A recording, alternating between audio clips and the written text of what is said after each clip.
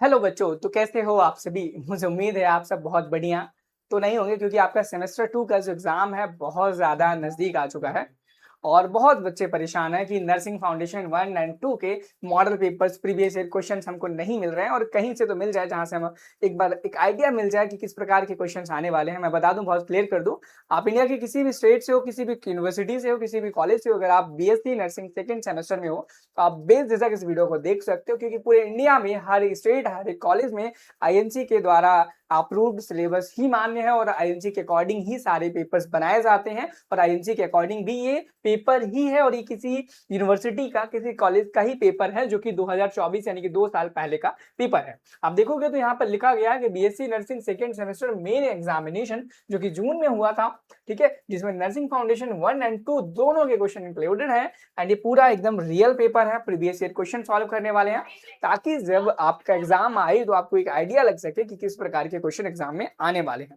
ठीक है, चलो अब एक बहुत जरूरी बात ये बता दूं, बहुत सारे ऐसे बच्चे हैं जिनके अभी तक कोर्स कंप्लीट नहीं हुआ है, उनके नोट्स कंप्लीट नहीं, उनके पास मॉडल पेपर्स नहीं है।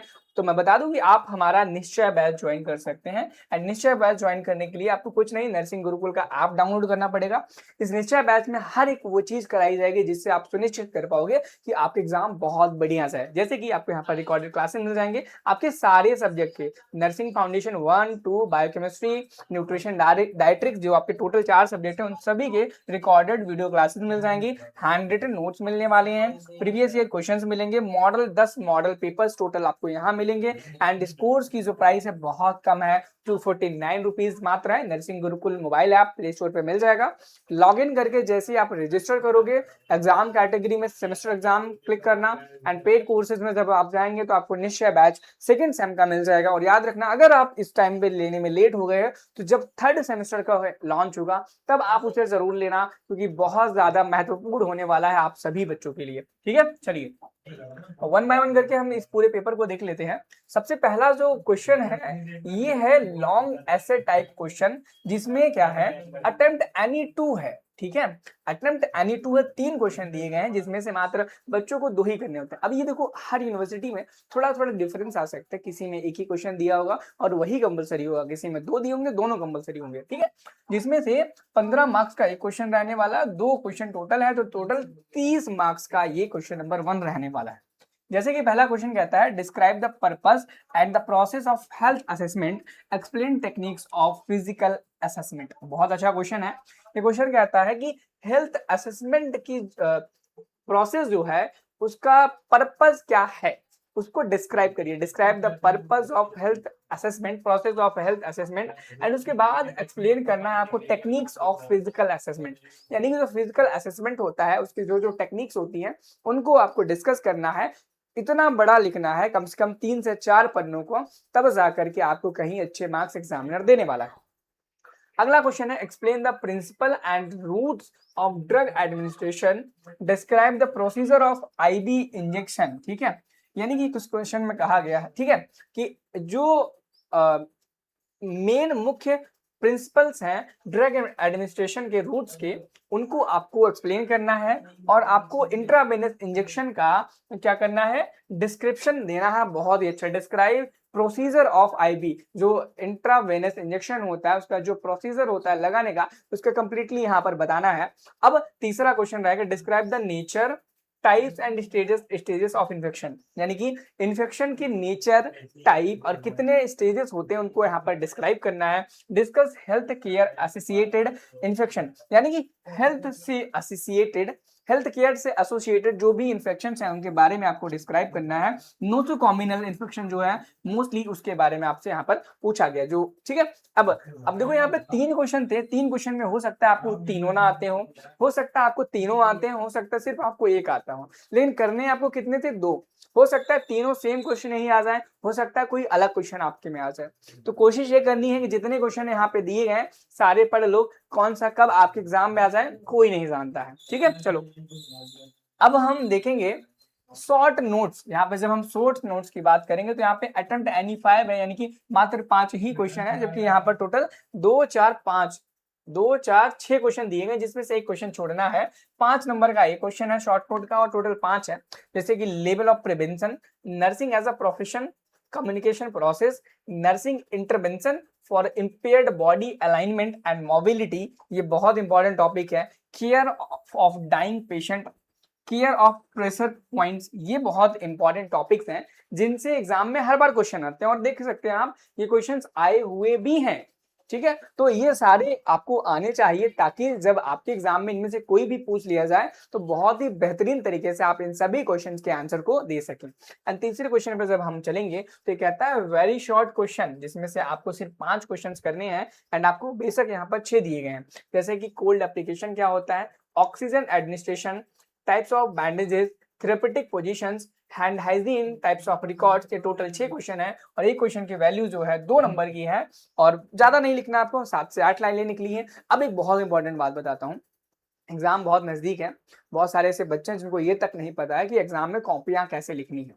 अगर आपके मन में भी इस प्रकार का कोई डाउट है कि भाई एग्जाम नजदीक है, सेमेस्टर एग्जाम में कॉपी कैसे लिखनी है, तो एक बार कमेंट सेक्शन में जरूर बताना कि भाई हाँ जरूर हमें बताइए कि एग्जाम में कॉपी कैसे लिखनी है, ताकि हम उसी प्रकार से लिखें और बहुत अच्छा स्कोर कर सकें। क्योंकि एग्जाम में कॉपियां किस तरीके से लिखते हैं वो भी बहुत ज्यादा मायने रखता है एग्जामिनर के लिए। क्योंकि जब एमसीक्यू टाइप के क्वेश्चंस होते हैं तब तो आप किसी भी क्वेश्चन पे टिक कर दो और कोई मैटर नहीं करता, क्योंकि आपको वहां पे सिर्फ टिक सही होने से मतलब है और वहां पर किस आपने टिक कैसे किया है, राउंड कैसे गोला भरा, उससे मतलब नहीं रहता। लेकिन जब आपका थ्योरेटिकल एग्जामिनेशन होता है, रिटन एग्जाम, तो आप पे hand writing, way of writing, way of आपके डायग्राम कैसे आप डिस्क्राइब करते हो, बनाते हो, वो बहुत ज्यादा मैटर करता है। ठीक है, एज अ टीचर मैं बताना चाहूंगा कि बहुत अच्छे से जो बच्चा कॉपी लिखता है और भले उसे थोड़ी सी नॉलेज कम हो, उसके ज्यादा ही मार्क्स गेन होते हैं। अगर आप चाहते हो इस पर डिटेल्ड एक वीडियो बनाया जाए, कमेंट सेक्शन में जरूर बताना कि भाई हाँ हमें कॉपी कैसे लिखनी चाहिए, इस पर डिटेल्ड वीडियो भी लेके आओ। ठीक है, अब बहुत सारे ऐसे भी बच्चे होंगे जो इस पीडीएफ को चाहते होंगे,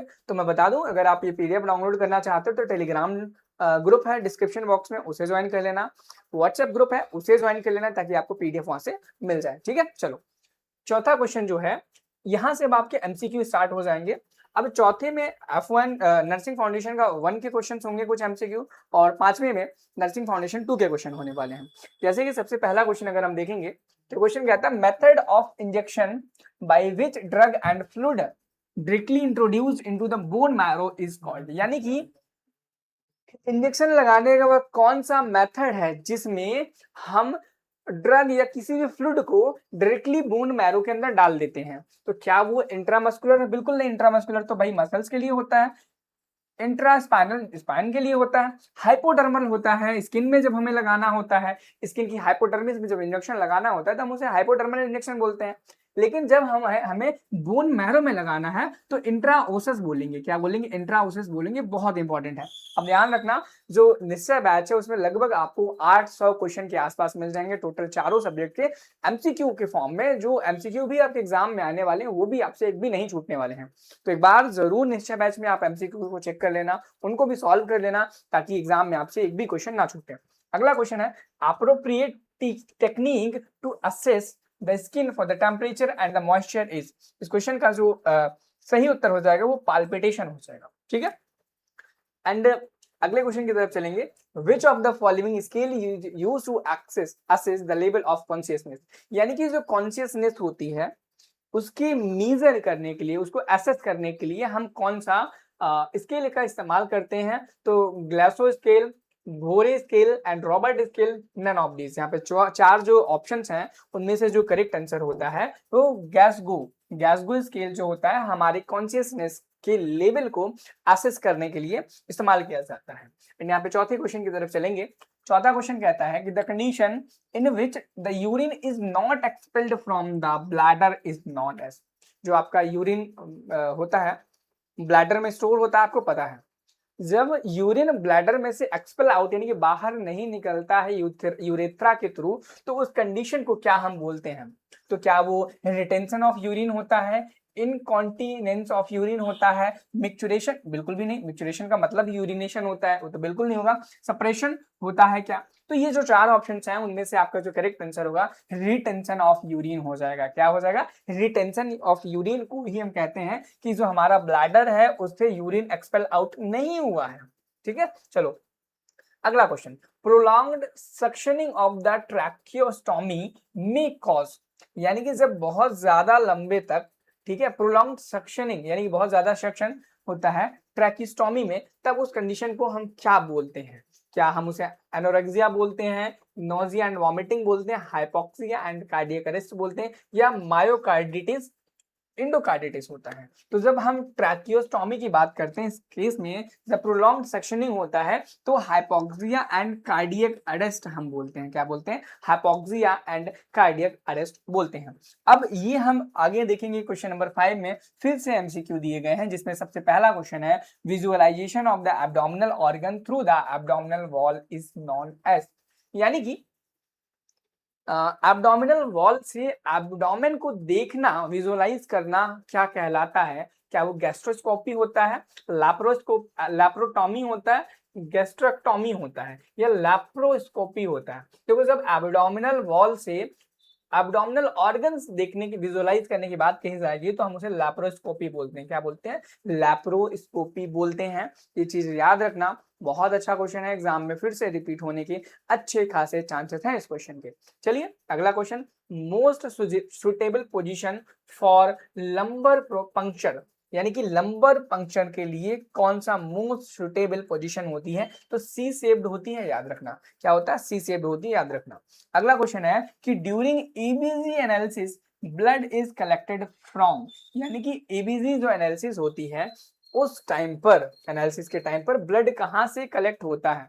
अगर आपने हमारी कोई भी मेरी क्लास देखी होगी तो एक बहुत गंदी चीज मैं करता हूँ, आप बोलो गंदा, एक क्वेश्चन आपको हमेशा होमवर्क में देता हूँ। आज का जो क्वेश्चन होमवर्क में रहेगा वो यही रहेगा कि ये जो क्वेश्चन है during ABG analysis blood is collected from, यानी कि ब्लड कहाँ से एबीजी में एनालिसिस के लिए कलेक्ट किया जाता है, और इस क्वेश्चन का जो आंसर है कमेंट सेक्शन में आपको हमें बताना है, ठीक है। एंड हम यहाँ पे चौथे क्वेश्चन की तरफ चलेंगे। चौथा क्वेश्चन कहता है diet recommended for peptic ulcer is, बहुत इंपॉर्टेंट क्वेश्चन है कि पेप्टिक अल्सर के लिए डाइट कौन सी रिकमेंड की जाती है?